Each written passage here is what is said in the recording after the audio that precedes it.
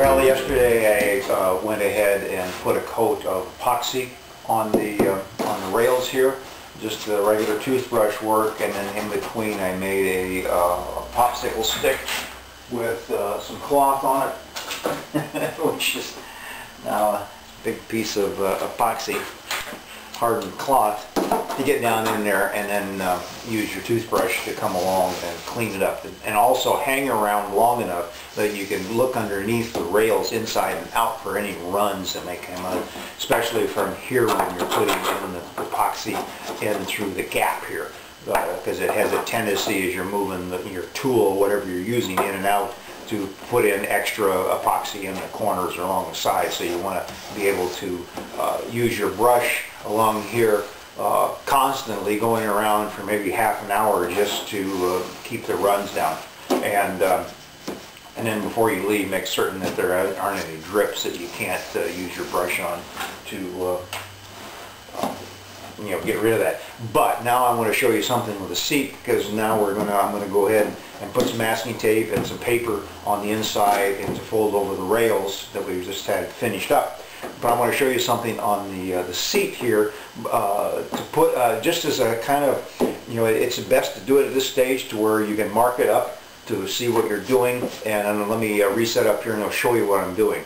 Okay, I have my seat in the holes. They do not measure. This distance here is not an even number, it's off. So if you try to just, okay, start here and go up an inch, for movement, it won't be correct, because you can see these 2 points here. These 2 points are an inch apart, and these two are about 5/8, which is the distance between here. So what I did was I lined this up, and then I put my big nail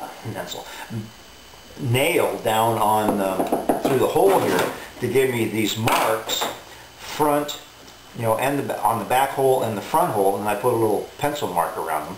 And then I came back with a ruler and measured 1 inch gaps off of this one, and then both sides, and then 1 inch gap from these forward. So now if I want to rebalance the boat, I have my holes that in inch increments, and you can see how the holes line up with the holes underneath of them. And these holes are deep enough with the point of the nail that they'll show up just barely once you have the paint on. So let me go ahead and start masking off.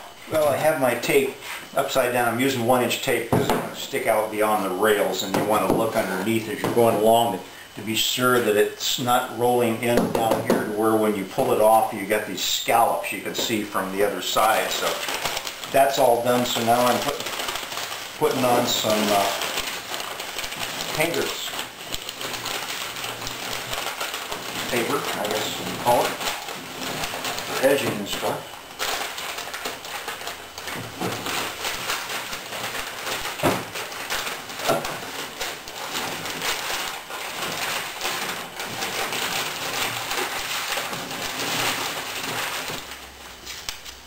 Okay, now we're just kind of folding it back over on itself.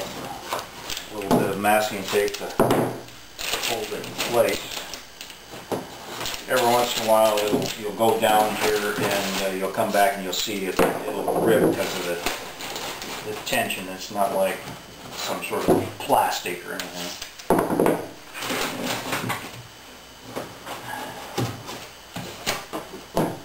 And our pretty rails will stay that way. Well, it's all taped down.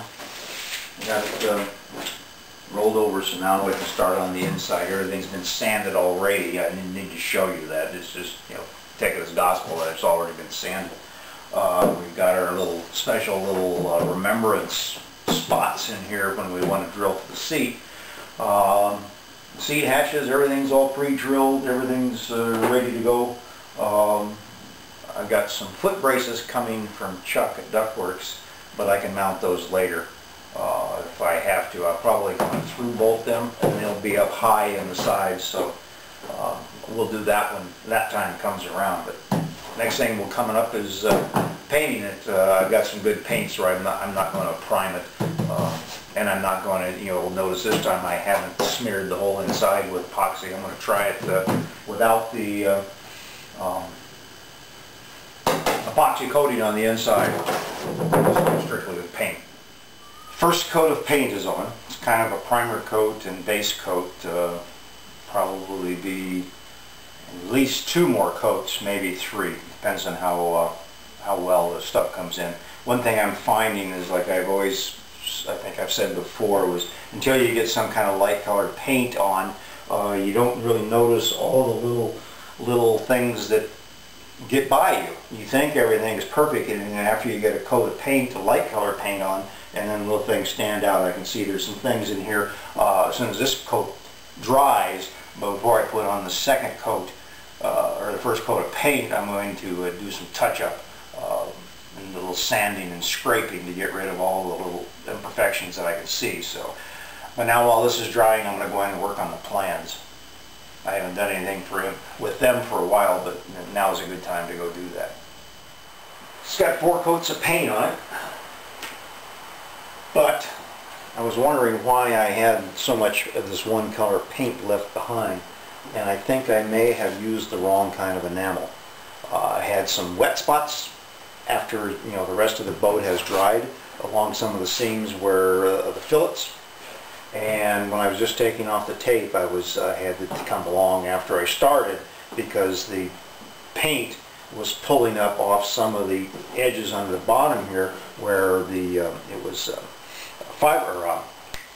epoxy coated on the surface, and I knew I'd sanded it because I always sand along the edge, but sometimes in the System 3 literature on painting and the paints you would use on epoxy products, it warns you in there that do a test patch, and I thought it was a paint that I'd used and I'd had success with, but it wasn't. I believe it was one of the paints I'd used on the Flycaster, the original paint I'd put on, and I had to scrape it all off because it didn't cure. But this was after like 2 or 3 days. Normally it seems like it cures after 2 or 3 weeks, so that's what I'm going to do now. I retouched up on the bow, and this is going to be upside down for 3 weeks, so hopefully it'll cure. I may even put the heater under it for a few hours and tarp it just to add some more baking heat to it. So it's time to flip the thing over now. I've got, it's still fairly light hull, just one hand. So I want to pull out my little cradle I've been using all this time. It's set under a cardboard box, and then I've got some of my pads on the back here. Let me reset up so the camera doesn't get knocked over in case I guess I'll keep on going. As long as I don't tweak my back.